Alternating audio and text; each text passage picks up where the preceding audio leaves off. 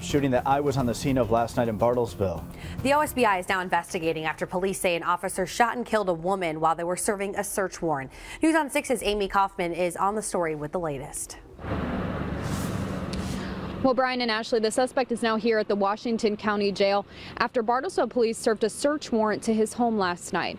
Now, they say when they got inside, the suspect's mother opened fire on the officers, shooting them with a pellet gun. But at the time, they say they thought it was a real gun.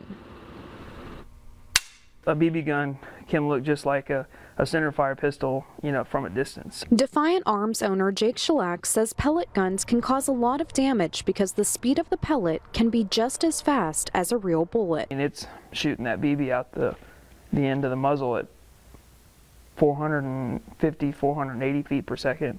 So when you look at some rifle rounds and handgun rounds are just right at 1,000 feet per second. So, that's still plenty fast enough to injure somebody. Last night, Bartlesville police officers were serving a search warrant to Michael Livingston after they found marijuana during a traffic stop earlier in the day.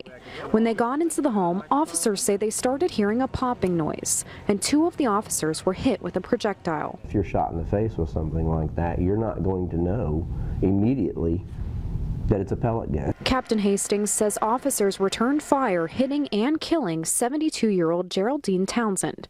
He says it's very difficult to tell the difference between pellet guns and real firearms. They appear to be real firearms when you first see them. For a long time, what you'd see and still on like toy guns, they have orange tips on the ends of the barrels to show that they're not real guns. It's unclear if the gun used in last night's shooting had tape on the end. If an officer encounters somebody that has something like that in their hand, they're going to treat it like it's a real gun.